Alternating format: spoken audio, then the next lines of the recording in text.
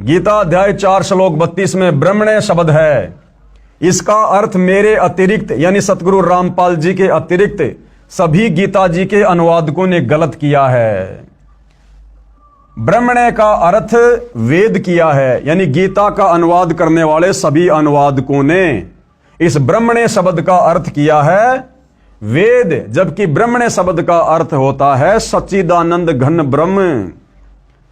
जबकि इन्हीं अनुवादकों ने गीता अध्याय 17 श्लोक 23 में ब्रह्मण्य शब्द का अर्थ सच्चिदानंद घन ब्रह्म यानी परम अक्षर ब्रह्म किया है, जो सही है। यानी 17 के 23 में तो इन्होंने सही अर्थ कर दिया और बाकी जगह इन अनुवादकों ने ब्रह्मण्य शब्द का गलत अर्थ कर दिया, जिससे श्लोक का अर्थ अनर्थ हो गया।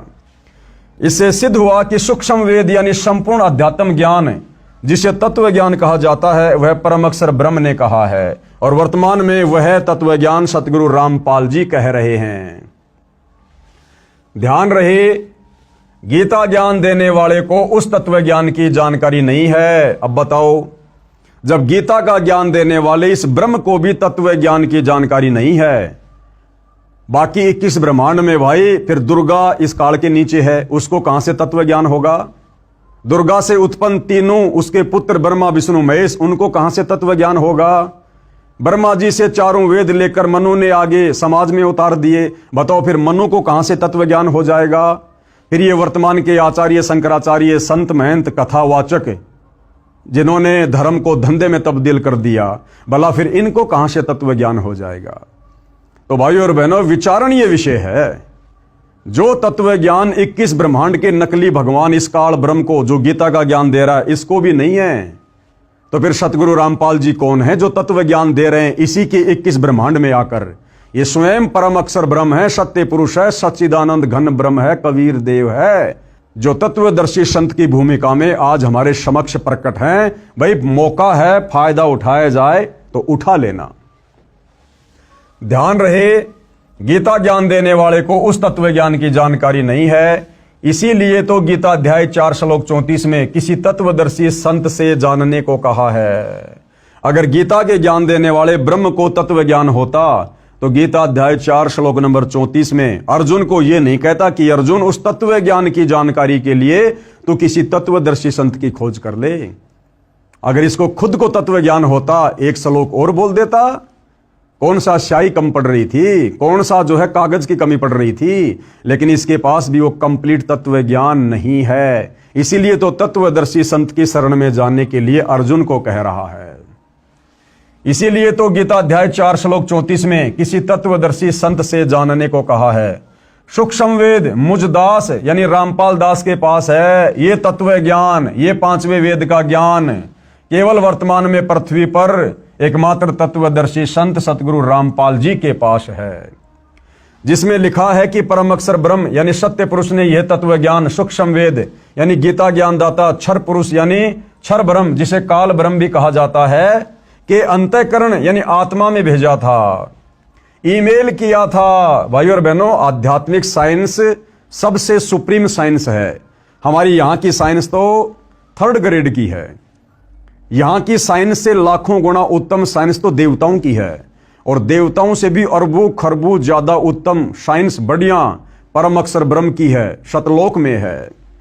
तो परमेश्वर ने जब इस काल ब्रह्म को दुर्गा समेत और हम सभी आत्माओं समेत सतलोक से निष्कासित कर दिया था 21 ब्रह्मांडों सहित, उसके बाद परमेश्वर जी ने यह सूक्ष्म वेद वाला ज्ञान इस काल ब्रह्म ज्योति निरंजन के अंतःकरण में डाल दिया था। अंतःकरण में एक आध्यात्मिक साइंस है भाइयों और बहनों, धीरे धीरे समझ में आएगी जब हम सतगुरु रामपाल जी के सत्संग सुनना शुरू करेंगे।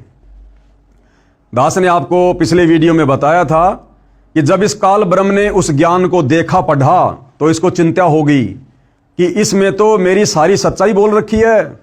अगर ये सच्चाई नीचे 21 ब्रह्मांड के इन प्राणियों को पता चल गई तो भैया कोई भी मेरी भक्ति नहीं करेगा, और फिर मैं खाऊंगा क्या, मेरे भोजन का क्या होगा? क्योंकि इसको श्राप लगा हुआ है परम अक्षर ब्रह्म की तरफ से, जो गलती इसने सतलोक में की थी कि तू प्रतिदिन 1 लाख मानव शरीरधारी स्त्री पुरुषों के सूक्ष्म शरीर की वासना खाएगा, उनका मैल खाएगा, वो गंदगी खाएगा।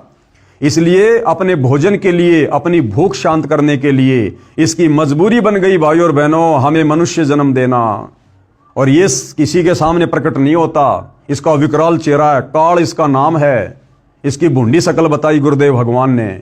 इसलिए ये अपने तीनों पुत्रों ब्रह्मा विष्णु महेश को भी दर्शन नहीं देता, उनसे भी छुपकर 21वें ब्रह्मांड में ब्रह्मलोक में रहता है और अपने तीनों पुत्रों ब्रह्मा विष्णु महेश को मूर्ख बना रखा है। इन्हीं के माध्यम से अपने भोजन की व्यवस्था करवा रहा है। श्री ब्रह्मा जी से रजोगुण के प्रभाव से जीवों की उत्पत्ति करवाता है और श्री विष्णु जी से सतोगुण के प्रभाव से एक दूसरे को मोह माया में जकड़ के रखता है घर परिवार में, और श्री शंकर जी के तमोगुण के प्रभाव से आपस में मन मुटाव करवा के, लड़ाई झगड़ा करवा के, एक्सीडेंट करवा के हमारी मृत्यु करवा देता है।